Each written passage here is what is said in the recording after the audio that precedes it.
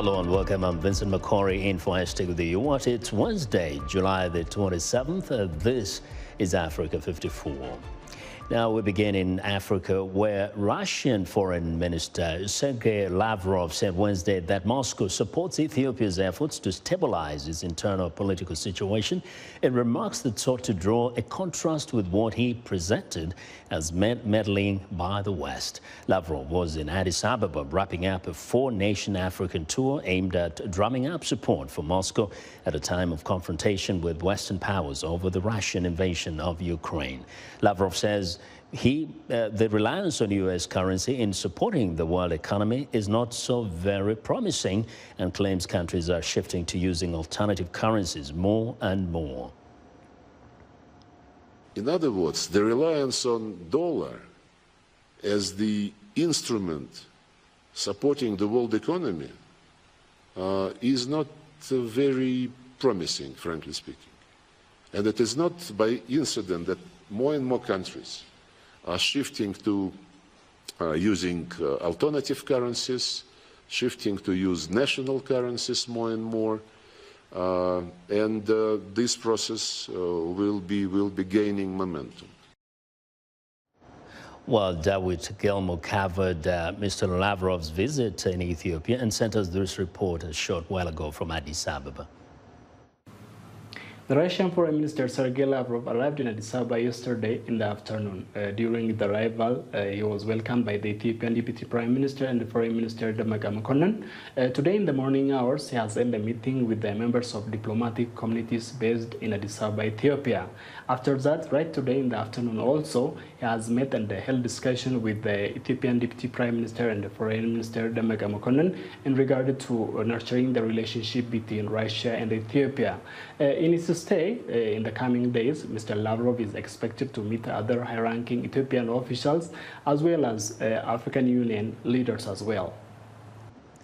Well, our African governments have largely avoided taking sides and refused to join Western condemnation and sanctions over Russia's war in Ukraine. Early in the year, 17 African countries abstained from voting as the UN General Assembly overwhelmingly voted to condemn Russia's invasion of Ukraine, signaling further international pressure on Moscow.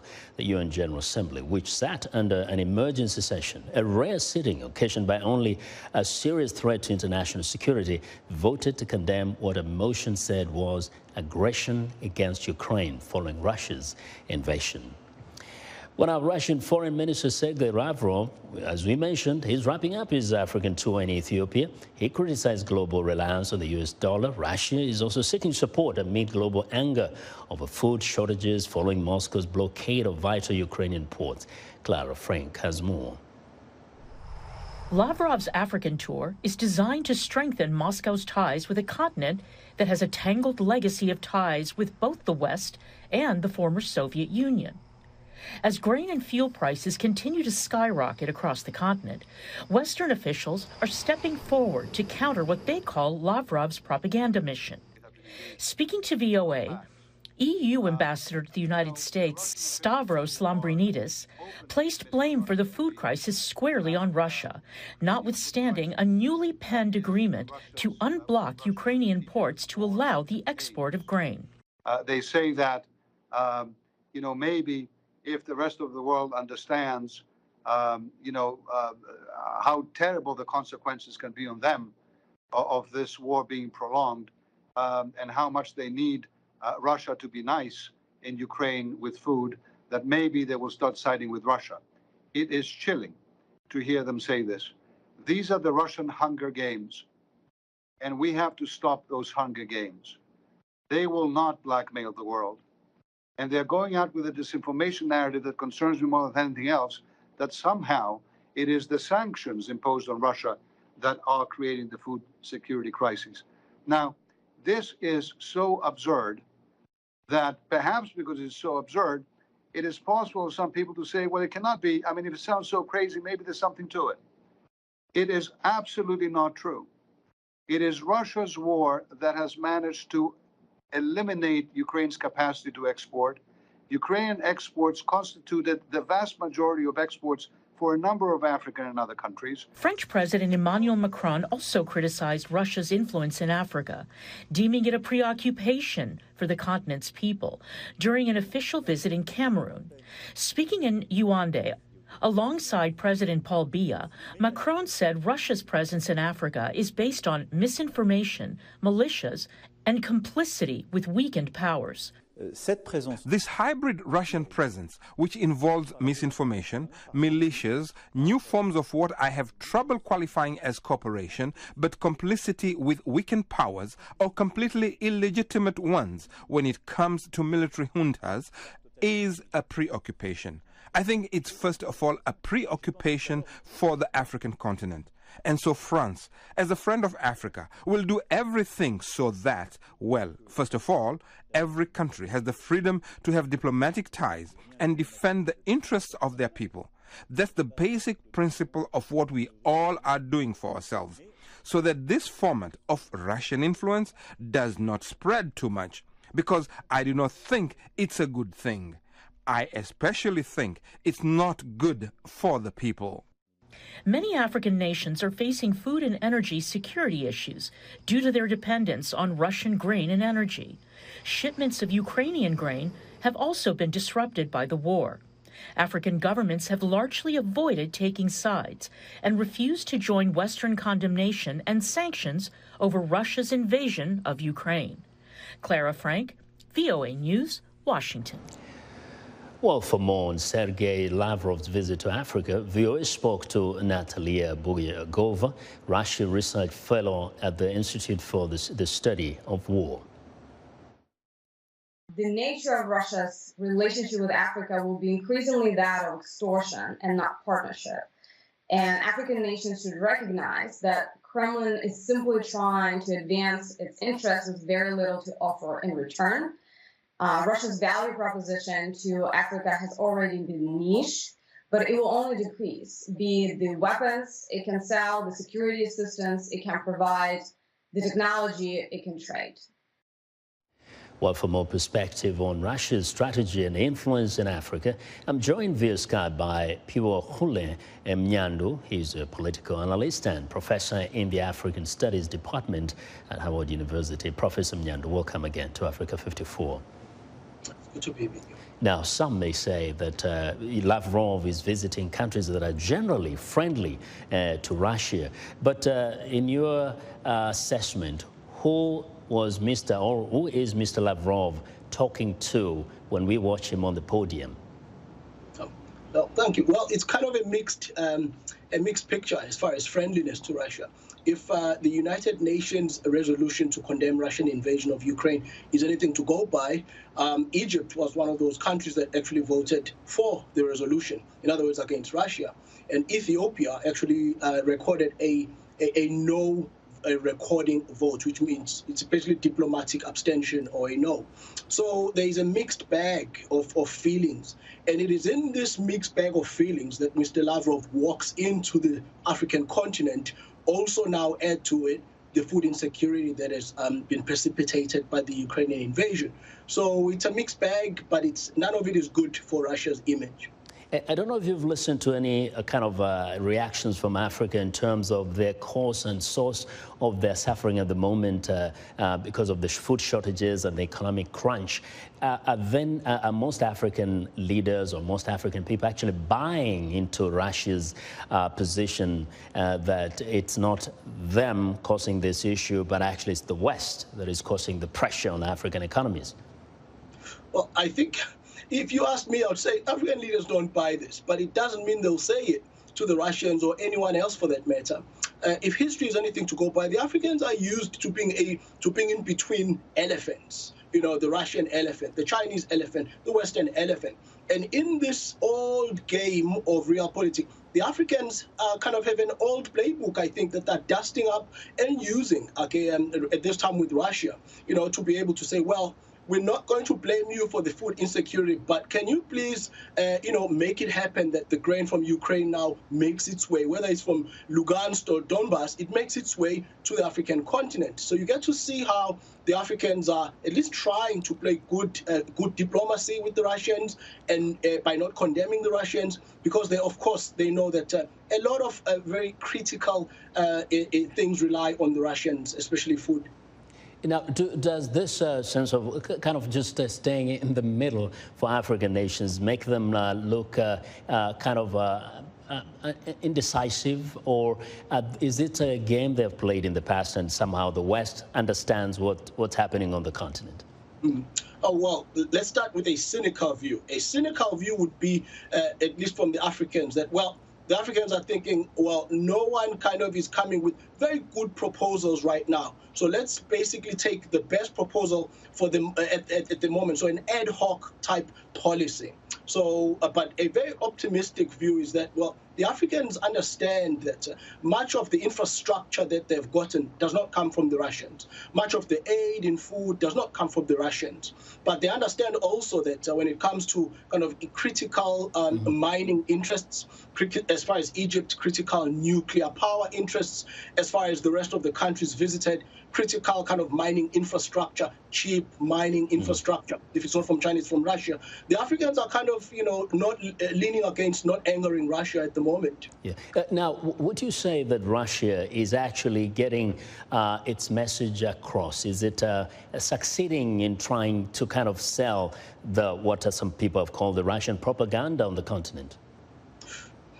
I'll say the jury is out. As far as I'm concerned, they haven't succeeded, because if anything, they've kind of replicated a folly of many countries outside Western countries sometimes, of kind of having a lecturing tone. If you listened to kind of the speech about the dollar from Foreign Minister Lavrov in Addis Ababa, the Africans take a dim view to this type of lecturing, this type of lecturing about things. The Chinese, on the other hand, they don't tend to lecture.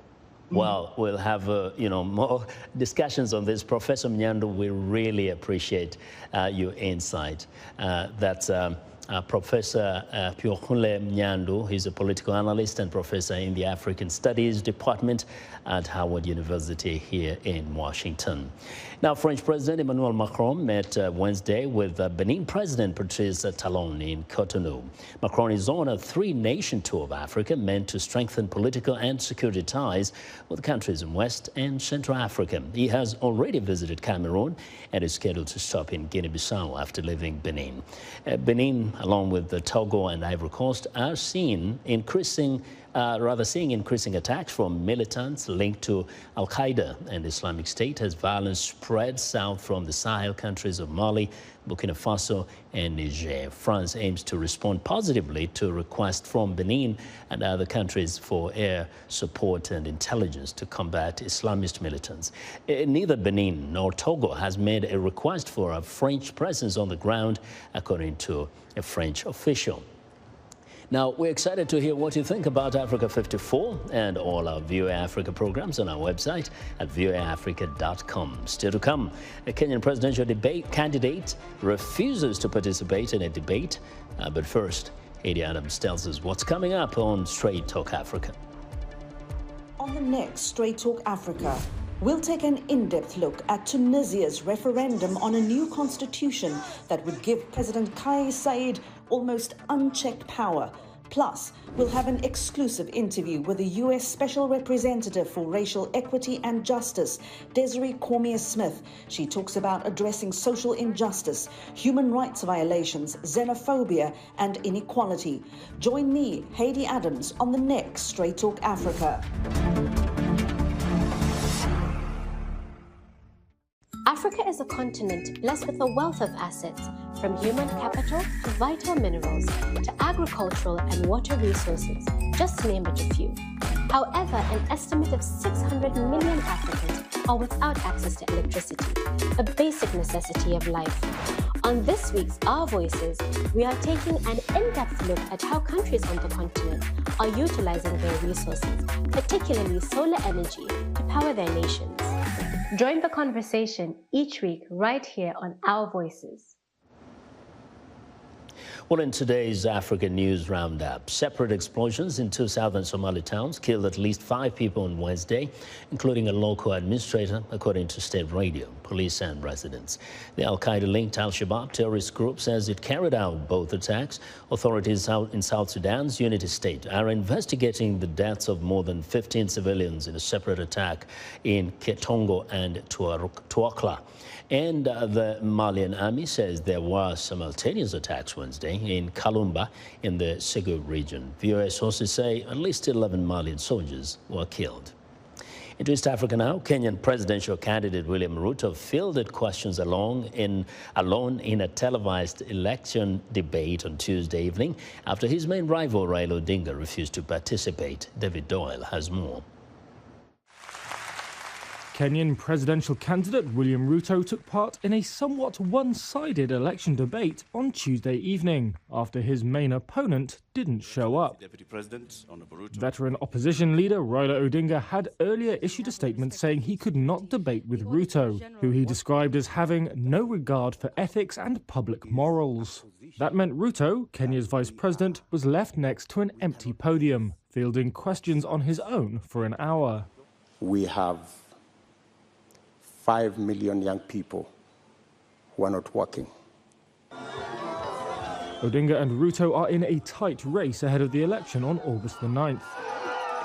Ruto has promised to slash the borrowing that funded President Uhuru Kenyatta's infrastructure building spree and says he will publish government contracts with China.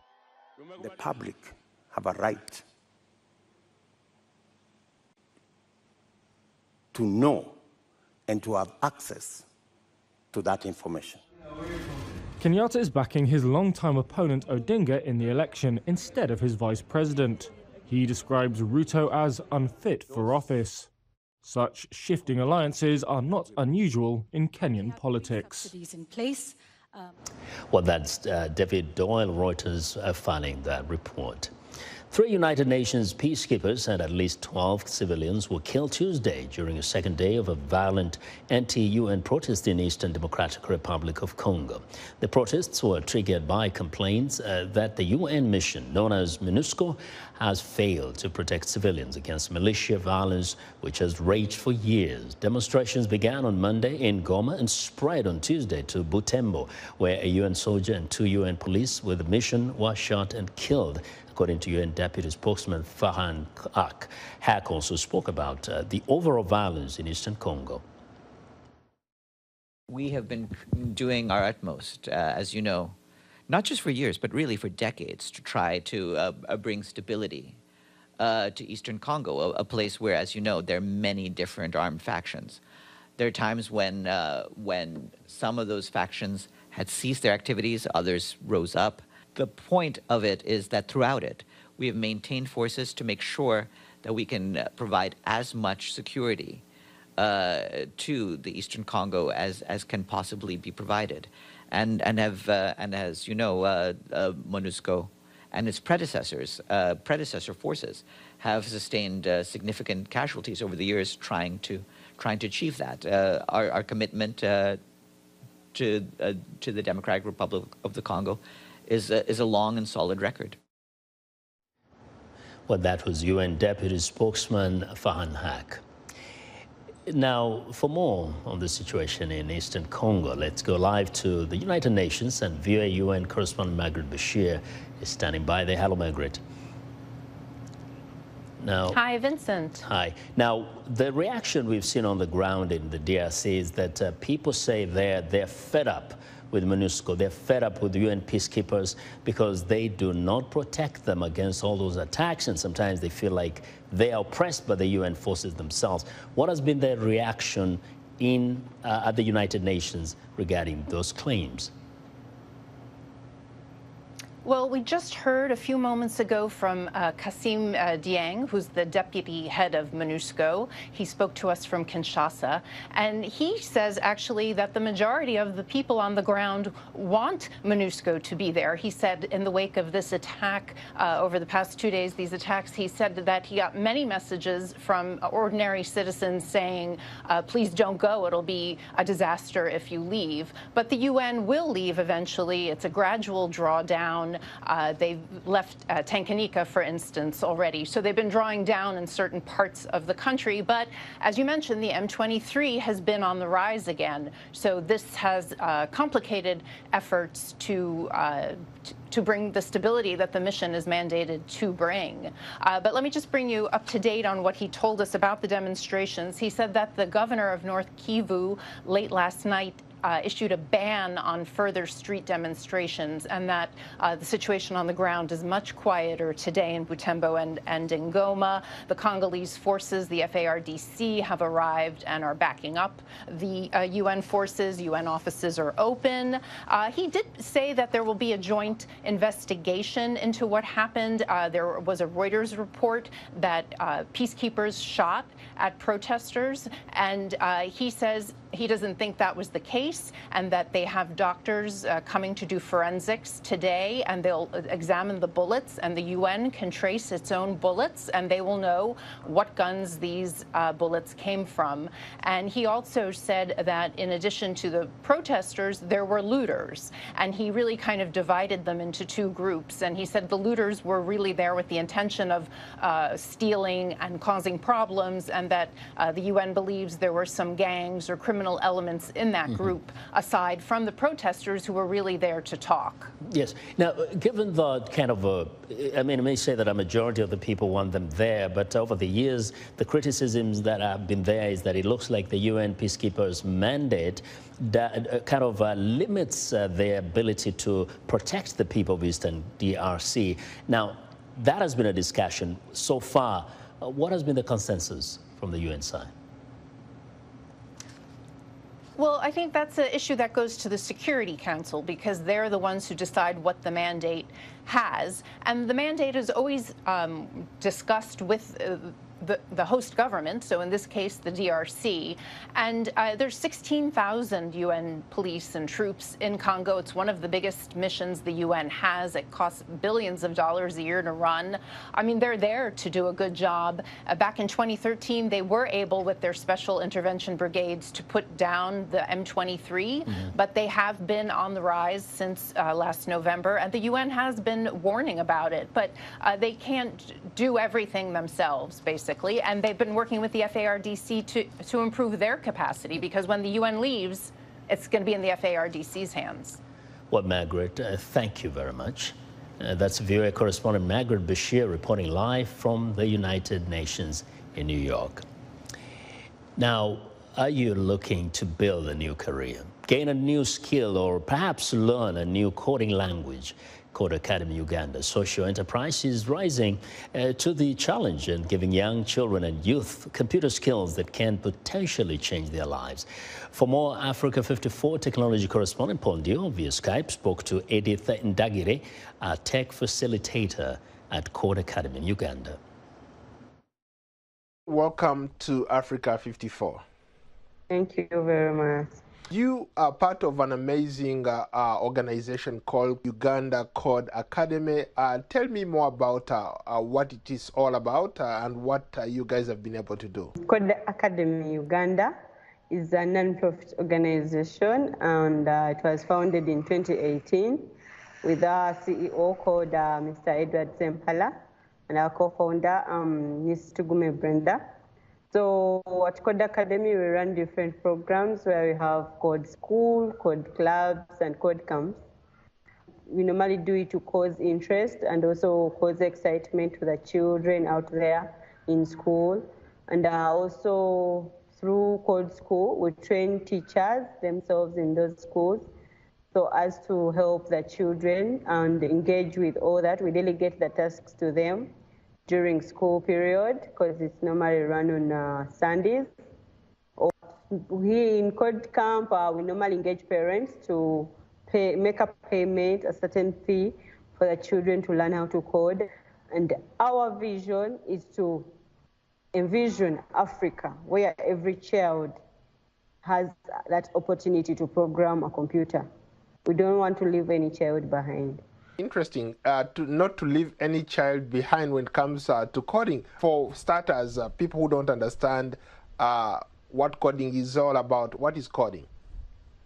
Simple terms is programming, where you have to instruct a computer to make a program, to do a certain task for you, to engage it, to do what you really want. And that's in the, also, that's where the robotics come from. Like you program this robotic to do something for you. How important is developing these computer skills for the next generation of young people? Most people think coding is something extremely difficult, but as you get to learn the basics, you require good problem-solving skills.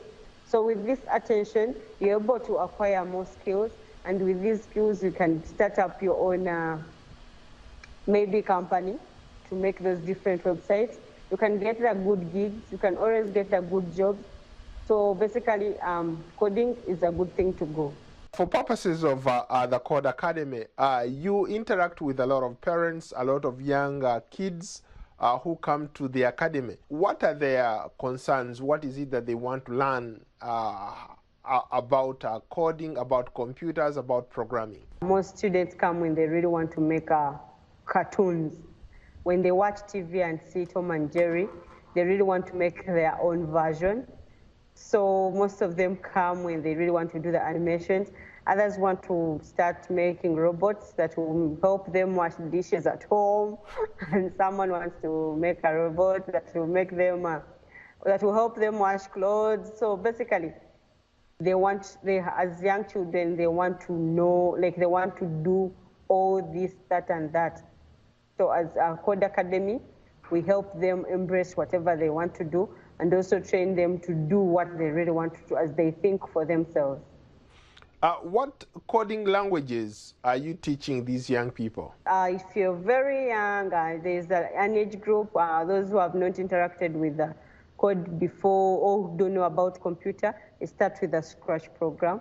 But then as you get further, you enroll for different modules where we have got Python, TD, we also have the 3D printing program module, and then we also have web development. Under web development, we do train children using different languages, and that's Python and JavaScript based on preference.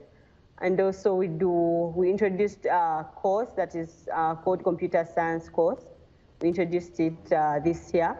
That one is going to be helping them acquire certificates, so as they can, as we are also trying to merge with the ministry, so as to use these certificates as they are acquiring their diplomas or degrees. Can anybody from all sorts of backgrounds do what you do? Can they become a coder? Can they become a computer programmer? Can they become an app developer? Coding is a good career. So anyone with a business, maybe mindset, an entrepreneur, or any financial course, they can always do coding. It's all about the interest and the zeal with the determination they have. But they can always come to do code. Edith Indagire, thank you so much for your time. Thank you very much, Paul. And that's it. Good night.